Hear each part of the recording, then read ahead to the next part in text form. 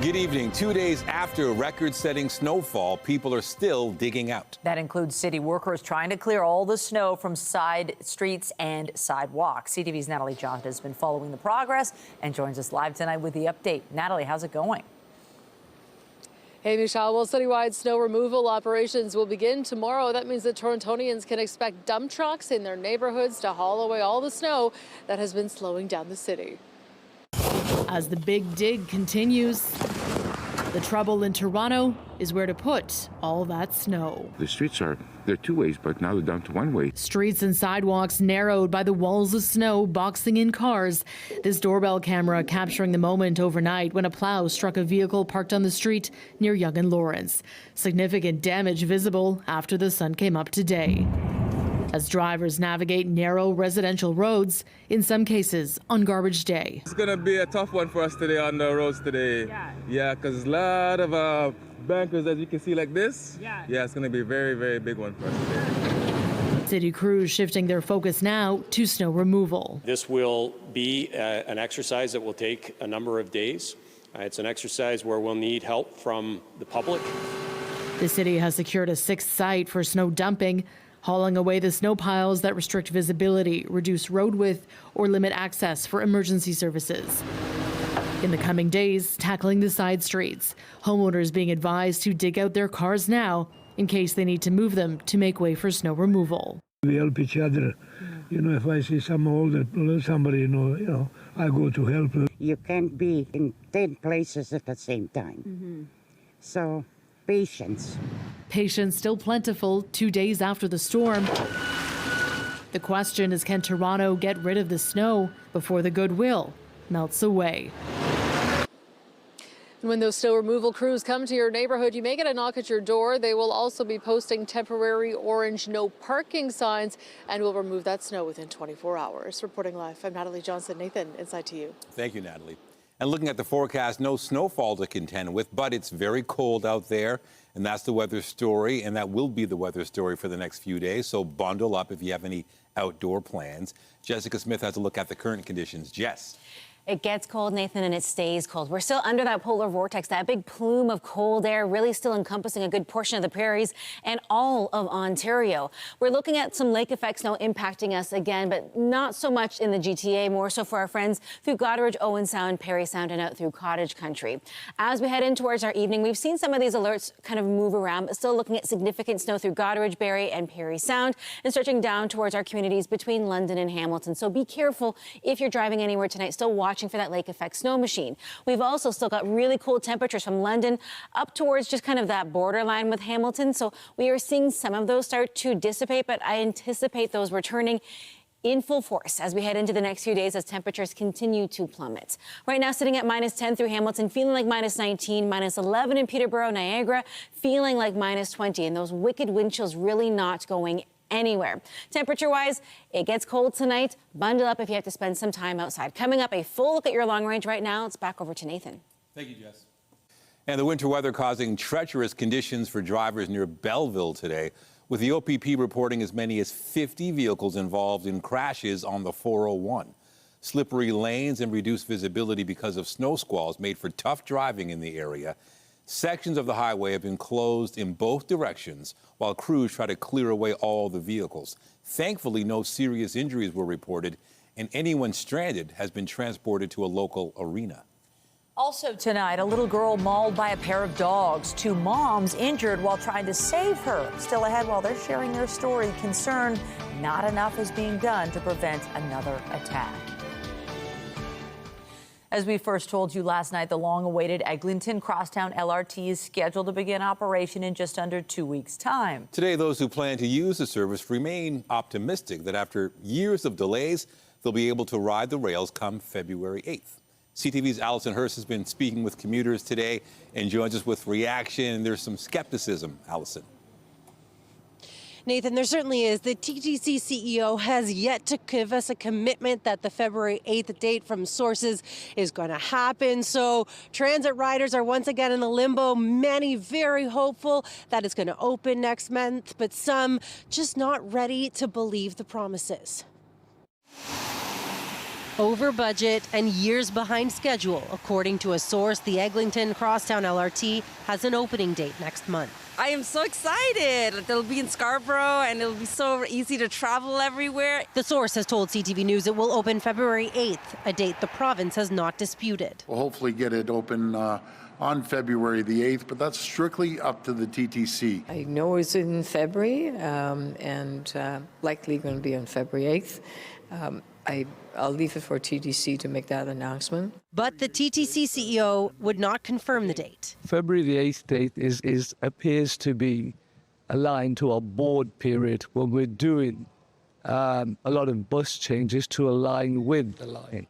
Work began on the 19-kilometer line in 2010. It was originally promised to open in 2020, but has been plagued with delays and costs ballooned to $1 billion over budget. Transit users say they've waited long enough. You know, we've been waiting for a long time, and that's how many years now? 14, 15 years?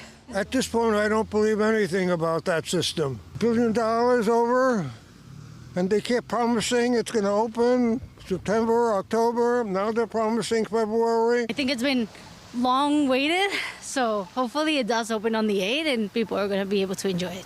The sooner the better for business owners like Justin Brown, who have weathered the near 16 years of work. Now we're going to see the place booming again. Officials with Metrolinx and the provincial government say the Eglinton line has been thoroughly tested, has handled well in the winter, and it's a different system than the Finch West LRT that has been hampered with problems since opening last month. It is much different from from the Finch West LRT, as about 10 kilometers of this project is underground as well. During that snowstorm on the 15th and 16th of December, it had the highest average vehicle kilometer ratio of any transit project in the city. Officials say they've learned from Line 6 and will be applying those lessons to the opening of Line 5. The TTC CEO tells us that whenever it does actually open, there is going to be a phased-in approach, adding that there are some software updates that will be needed done down the line. Reporting live, I'm Allison Hurst. Michelle, back to you. Thank you, Allison. Still ahead, standing by his speech, Carney contradicts reports he walked back his comments during a phone call with President Trump, and why the opposition is demanding a transcript of the call. But first, an afternoon fire has destroyed a home in Vaughan. Crews responded to this scene on Templewood Crescent around 2 p.m. That's near Weston and Teston Road. Firefighters battled heavy smoke as they worked to extinguish the flames.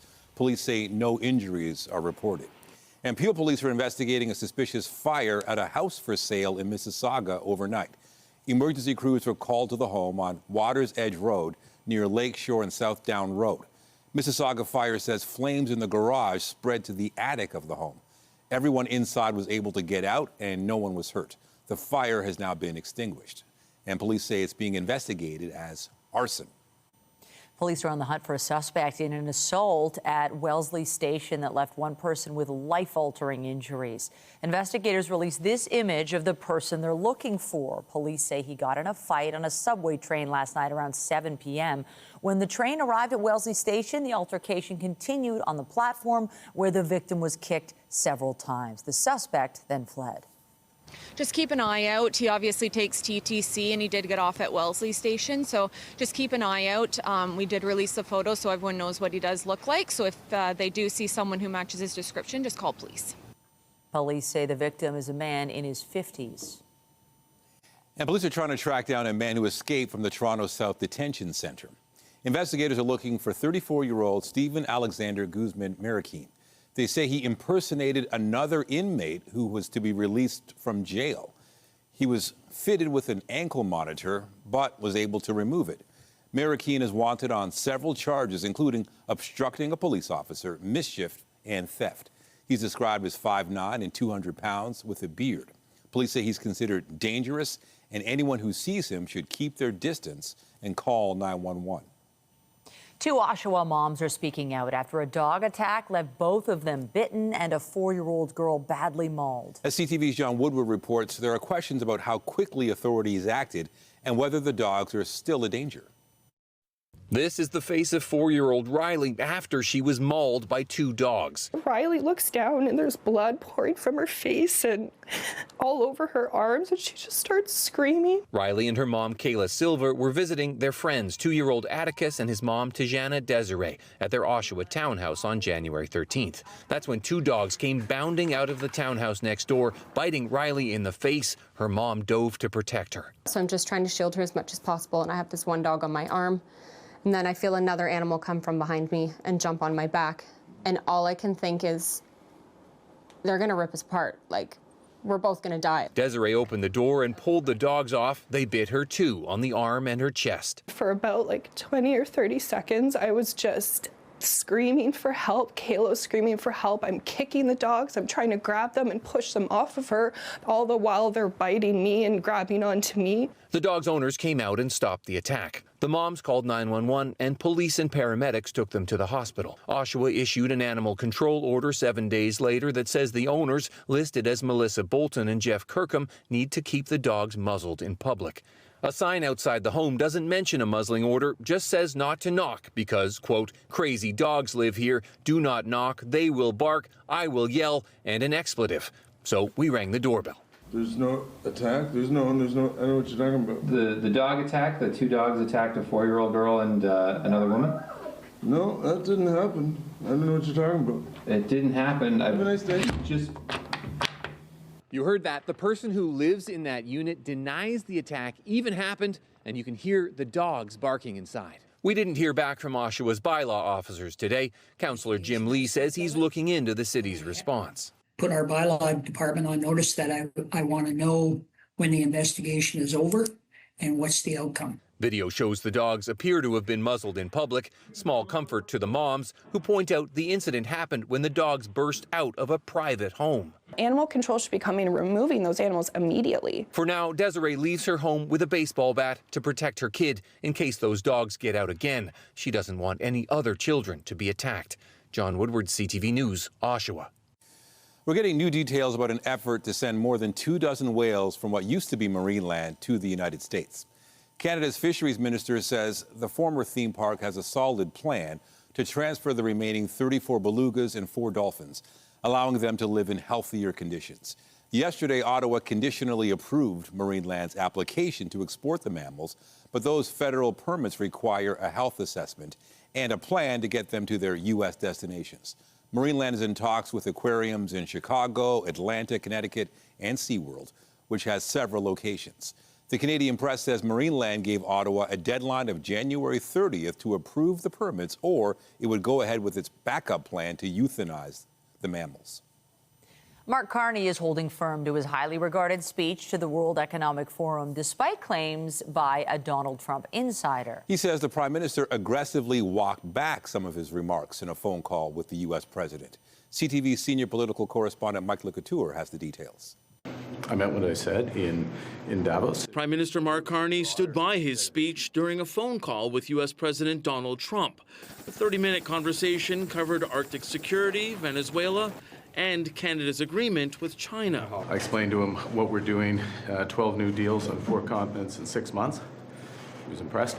And what we intend to do going forward, as well as the opportunity to of course, move forward on CUSMA. Let's talk about the Prime Minister, or if you prefer, Governor of Canada. 12 hours earlier, the U.S. Treasury Secretary says he was on that call and characterized the conversation differently. He spoke to Prime Minister Carney, who was very aggressively walking back some of the unfortunate remarks he made at Davos. Asked specifically about that. So you didn't walk back your comments? No. But there was no public readout of the conversation between Trump and Carney, something the Conservatives are criticizing.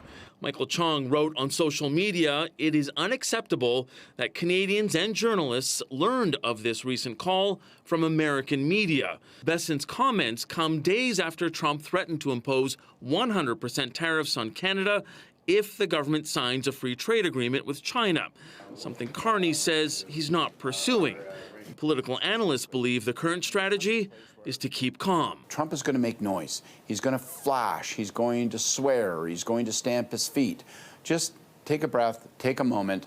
Chances are the storm will pass, and it has. The Prime Minister says he reiterated in his conversation with the President that Canada is responding to the change in U.S. trade policy by building new partnerships abroad, including with China.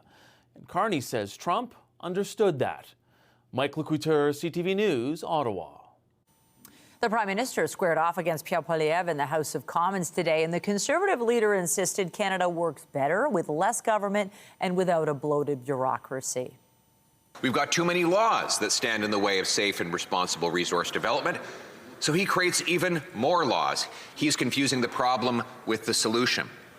Mr. Speaker, we don't need more signing ceremonies, more summits, more laws, more agencies, more corporate buzzwords, or more abracadabra. What we need from this Prime Minister is one thing: get out of the way. Poilievre also noted the cost of groceries for a family of 4 is $17,600 annually, $1,000 more than it was a year ago. And he insists a Liberal rebate worth less than one trip to the grocery store won't fix food inflation or grocery taxes.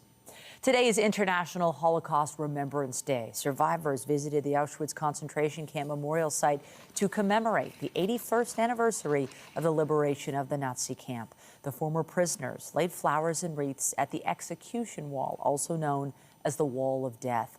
About 6 million Jews and millions of others were killed by the Nazis during the Holocaust. CTV's Rahim Ladani sat down today with a survivor of Auschwitz who shares his story in the hopes that history will never be repeated. At 98 years old, Howard Chandler vividly remembers what he endured during the Second World War. And we traveled for 4 weeks on 2 days of rations. We left about 4,500 prisoners.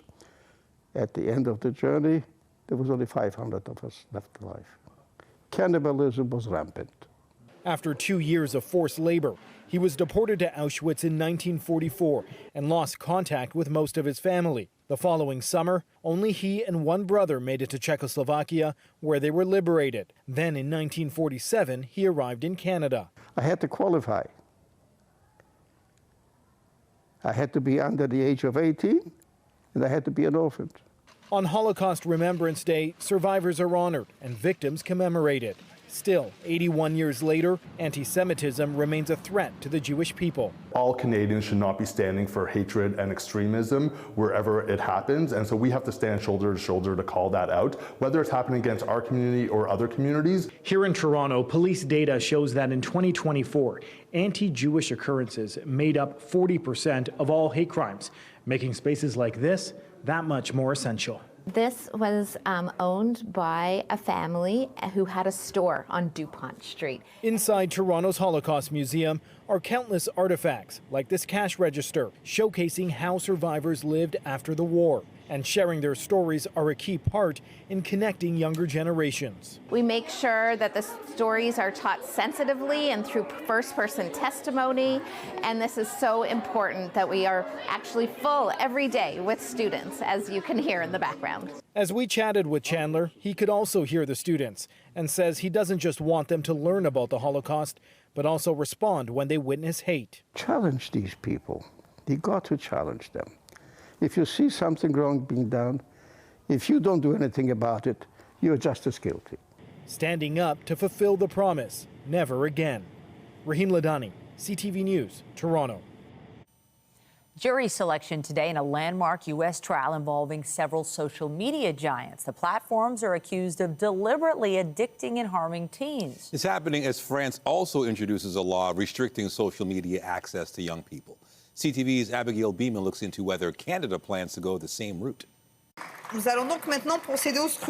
France's National Assembly votes in favor of a social media ban for children under 15. The president wants the ban in place by the next school year, posting, "Because our children's brains are not for sale." While in LA, a landmark series of trials begins with parents, teens, and school districts taking social media giants to court over addiction claims. Snapchat and TikTok reportedly settled in advance, leaving Meta, Facebook and Instagram's parent company, and YouTube. We haven't landed on anything yet. In Canada, the government is planning new online harm legislation after the last bill died with the Trudeau government, but no update on when or whether it will include a similar ban to France and Australia. The objective of a new Online Harms Act would be to protect kids, first and foremost. And also there's a legitimate concern of the state protecting freedom of expression, and that is also key. So there's a balancing act. It can be used as a very vicious tool to harass, bully, stalk, defame, hurt people. Lawyer Ma'anit Zemel's office gets at least a call a day looking for help. She's calling for nuanced regulations that are enforceable and tailored to specific harms like cyberbullying or overuse, saying a full-out ban is not the answer. The kids just get around it by using, whether it's VPNs or just saying they're older. And, from a legal perspective here, it might be challenged for all kinds of reasons. CTV News reached out to Snapchat, TikTok, YouTube, and Meta. By deadline, only Meta responded, saying they'll comply with any regulations, but governments considering bans should be careful not to push teens towards unregulated, less safe sites. Abigail Beeman, CTV News, Ottawa. NASA confirmed today the rocket that will take Canadian Jeremy Hansen and 3 other astronauts to the moon is on track or even ahead of schedule for a crucial test. The space agency has been working towards a rehearsal in which the rocket is filled with fuel and Artemis II mission controllers practice for launch day. That test is due to happen as early as Saturday, leading up to a simulated liftoff at 9 p.m. If all goes well, NASA may move forward with key meetings and narrow down a target launch date. It is currently planned for no earlier than February 6th. Hansen and his colleagues entered quarantine on Friday. They will circle the moon and return home in preparation for another crew touching down on the lunar surface next year. Coming up, it's been around for 4 years now. We check in on Toronto's vacant home tax. Is it doing its job, or is it time for renovations? And I'm Pat Foran. Coming up on Consumer Alert, do you collect air miles? If you do, this popular loyalty program will soon undergo a major transformation, complete with a new name. Air miles will be known as Blue Rewards. What does that mean for you? And what changes can you expect? I'll have that story. That's just it. No surprise here, the below seasonal trend not going anywhere. We're nowhere near our seasonal high, which should be -2 yesterday, just -8.8, and that cold air not going anywhere as we head in towards the end of the week and the end of January. Coming up, I'll have a full look at your long-range forecast, and we'll talk about a slight return to seasonal as we head into the month of February. All those details after the break.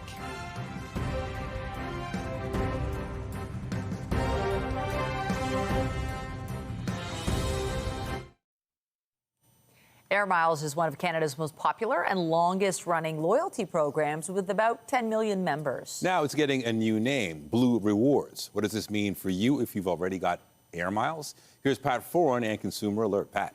Thanks, Nathan and Michelle. The Bank of Montreal acquired Air Miles 3 years ago for $160 million U.S. when Loyalty One filed for bankruptcy. The program has undergone many changes, and by taking the word miles out of its name, BMO wants you to know it's more than just a travel program. Air Miles has been in operation for more than 30 years, and this summer the familiar Air Miles logo with an airplane will be replaced with a new look and new name, Blue Rewards. BMO owns the loyalty program and says no action for clients is needed at this time, and any miles you have will hold their value. If you got $100 worth of something you're saving up for a gift card, a vacuum, or travel, you'll have $100 worth when we launch Blue Rewards in the summer. BMO says it's adding new partners and new ways to earn, including the ability to earn points on groceries and food deliveries.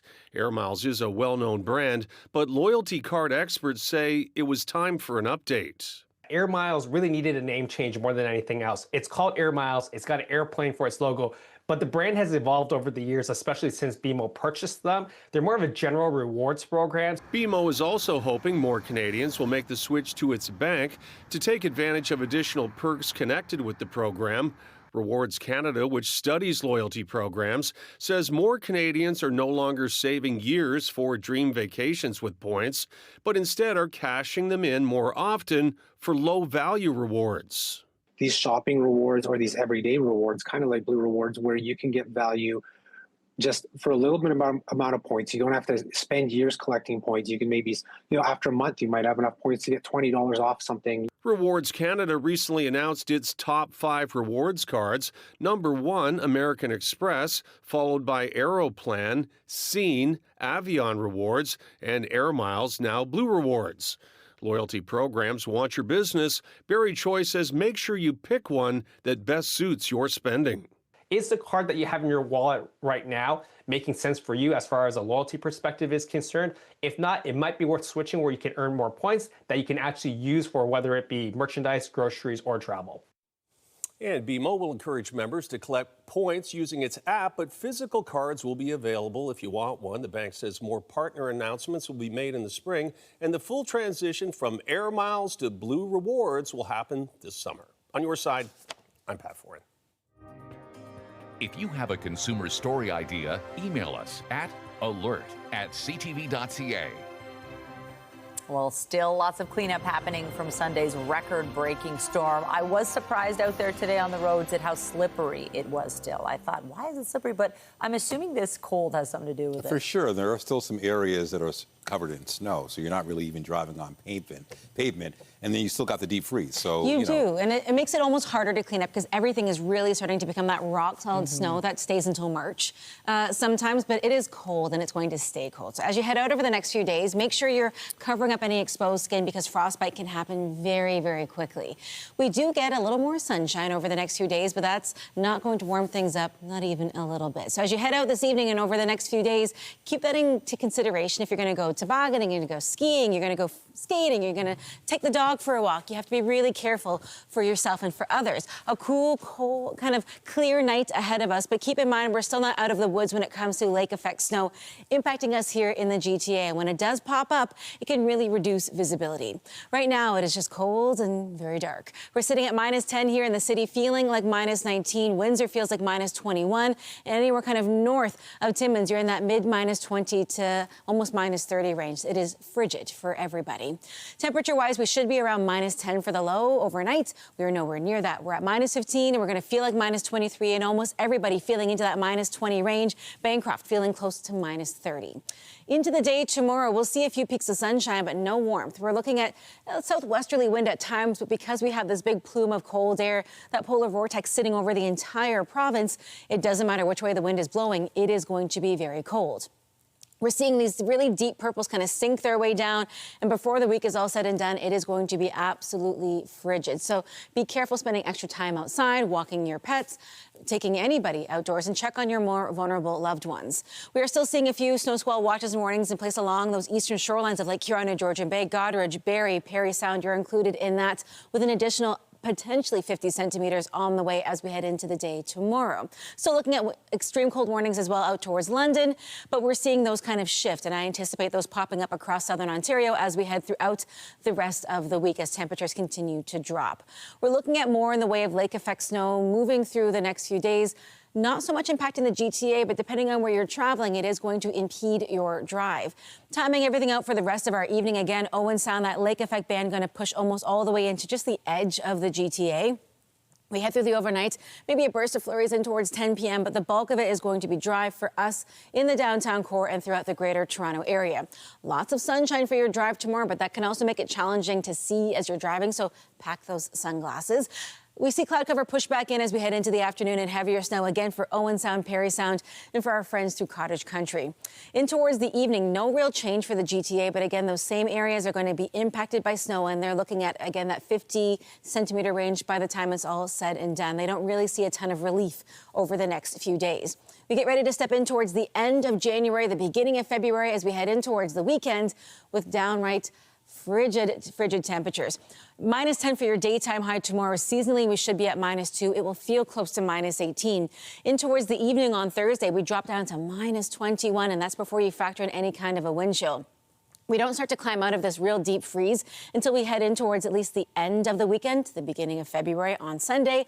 And then we look ahead to Groundhog Day really being the only one kind of close to seasonal with that daytime high and that overnight low. But it is short-lived as we drop back down below seasonal for both as we head in towards Tuesday. So It is going to be cold, but at least we get a little bit of sunshine, but make sure you are layering up accordingly. Hopefully this helps you plan. Michelle, I'll send things back to you. It sure does. Thank you, Jess. Thanks. Also tonight, he's still got swag. The Juno nominations have been announced, and Justin Bieber leads the pack. We'll tell you who else is up for Canada's Top Music Awards after the break.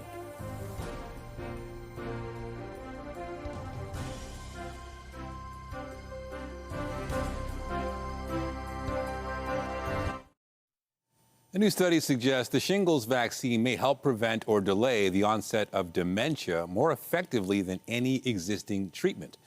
The study was published in Lancet Neurology and led by researchers at McMaster and Stanford. It analyzed health data over a 5.5-year period for more than 250,000 Ontario seniors.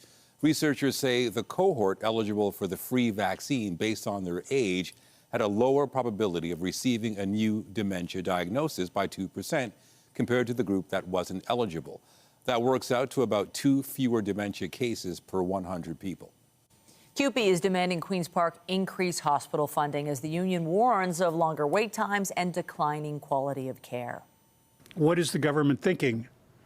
And how could it make promises like to reduce surgical wait times or to end hallway medicine, or say that it values the work of healthcare workers, or that it understands the key role that hospitals play in their communities, when its plan is to systematically force these hospitals to cut their budgets. This year, their 2.36% funding increase pales in the shadow of their 6% increase in operating costs. CUPE cautions there will be more than 10,000 job losses and a reduction of 2,400 hospital beds. With chronic pain affecting 1 in every 5 Canadians, a Toronto physiotherapist is hoping there will be a wide audience for his new musical. That's right, a musical about pain. Health reporter Pauline Chan visited a rehearsal today. Longtime physiotherapist and show creator Baram Jam says pain is simply a message in the body that something needs to change. Everybody wants a quick fix, a magic fix, a magic pill, a magic injection, a magic stretch, a magic anything. But the truth is, magic thing doesn't exist when it comes to chronic pain. Chronic pain is pain that lasts more than 3 months and doesn't respond to the usual treatments. What this musical does is I've personified pain, when pain is actually a comical, humorous character. And at first people think it's a villain, but by the end of the show, hopefully people will change their relationship with pain. Charlotte Moore plays the title character, Pain. Our tagline is giving chronic pain a voice.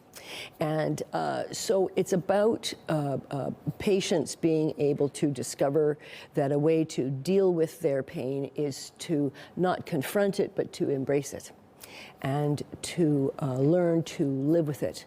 And it's a different take on what they might be taught by the industry of, here, take this pill and you'll feel better. Blythe Wilson plays Dr. J and says as a dancer, she's had many years to think of her relationship with pain.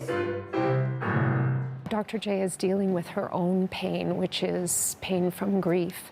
And so she's trying to throw herself into her work. Jam wants physicians and patients to see the show and even has free tickets for anyone with financial difficulties. My main intention is to take away the stigma that's related to chronic pain, just so we have done it for mental health. Pain the Musical runs January 28th to February 1st here at the Factory Theatre. Pauline Chan, CTV News. The 55th annual Juno Awards will be held in Hamilton next month. And we now know who is in the running for Canada's Top Music Prize. CTV's Andrea Case breaks down the nominees. Do backflips. He may have first caught our attention when Kamloops, BC's Cameron Whitcomb auditioned on American Idol, but now he is a Juno nominee. Yep, he is no quitter. The first-time nominee heard his name 5 times this morning, including for Breakthrough Artist of the Year and TD Fan Choice Award, as well as Country Album of the Year. But leading the pack, Justin Bieber is an 8-time Juno winner already, but never has he had 6 Juno nominations in 1 year. Hold on, hold on. His single Daisies is up for Single of the Year off the album Swag 2. He will also vie for Artist of the Year. Could Tate McRae be any hotter? The former Calgary-born dancer tied the Biebs with 6 nominations. Best Single, Sports Car kicked off her Album of the Year contender, So Close to What? Daniel Caesar already has been announced as a performer, and he may pick up a Juno this year. He is nominated for 4 trophies, as is The Weeknd. The Junos will be hosted by comedian, actor, and singer Mae Martin from the TD Coliseum in Hamilton on March 29th. Andrea Case, CTV News. Well, this could be music to the ears of some Greenlanders. A Canadian music legend is showing his support for the island amid ongoing talk of it being acquired by the U.S. I want to live, I want to give. I've been a miner for a heart of gold. Neil Young is providing free access to his entire music catalog to residents of Denmark's semi-autonomous territory. The veteran rocker says he hopes his songs and music films will ease some of the unwarranted stress and threats they are experiencing from what he calls America's unpopular and hopefully temporary government. After the break, it was brought in to increase housing supply and help with affordability. But critics suggest it may be time to rethink the vacant home tax. Still ahead, we check in on its impact.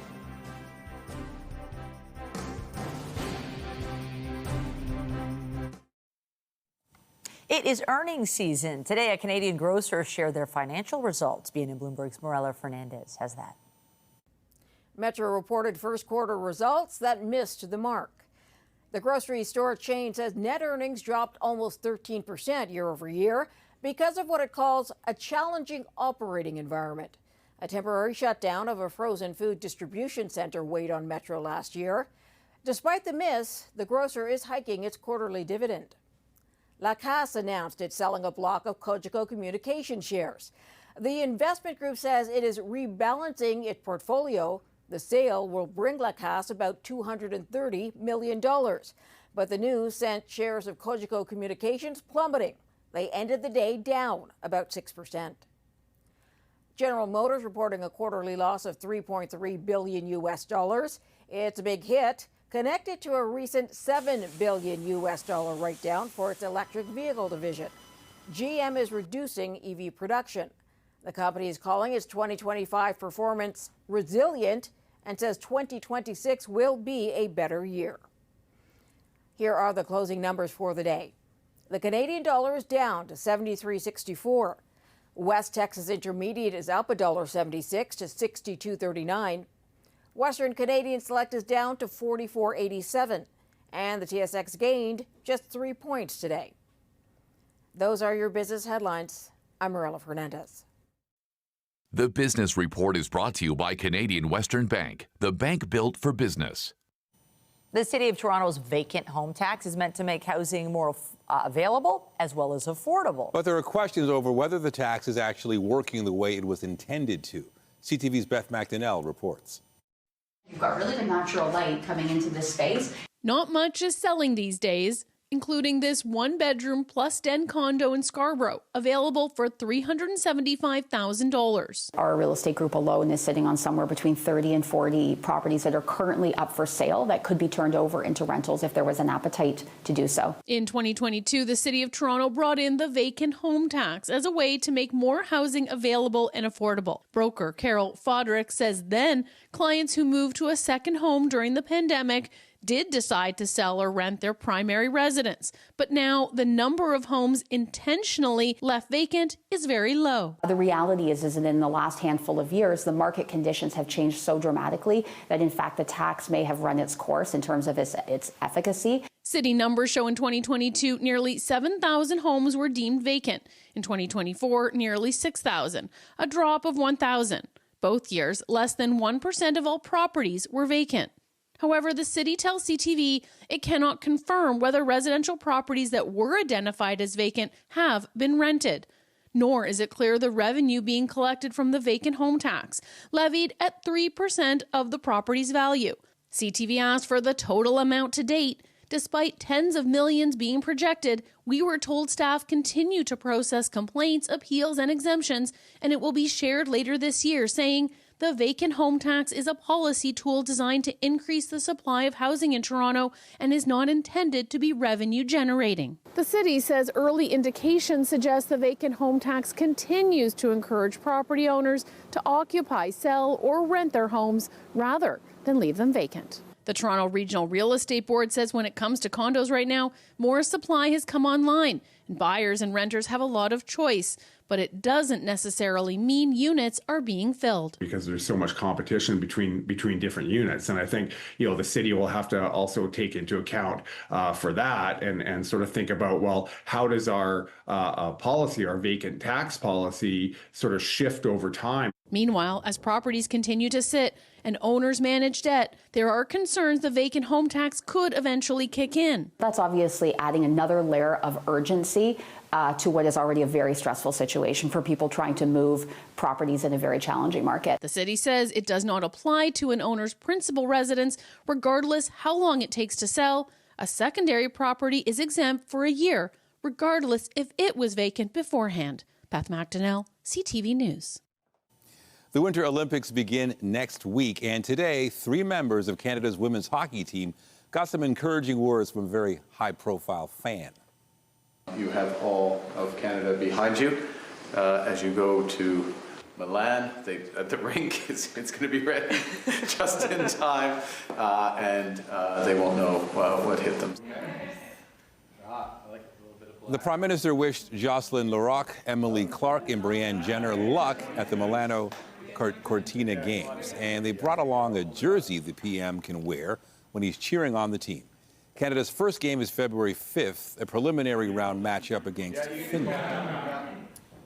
The Buffalo Bills have a new head coach, and they didn't have to go very far to find him. The team has promoted offensive coordinator Joe Brady, who has agreed to a 5-year deal. He previously served as quarterbacks coach before taking over the offense. The Bills have been a perennial winner recently, accomplishing everything except reaching the Super Bowl. Sean McDermott was dismissed about a week ago after 9 years with the team. Just ahead, 50 years later, his remarkable record still stands. And tonight, Darryl Sittler will be honored for his magical 10-point game. We reminisce with the Leaf legend after the break. Tonight, Mark Carney not backing down on his speech at Davos. I meant what I said in Davos. The dueling narratives about a phone call between the Prime Minister and U.S. President. Later on CTV National News and watch on Crave. Get Toronto's top stories, breaking news alerts, and watch live. Download the CTV News app.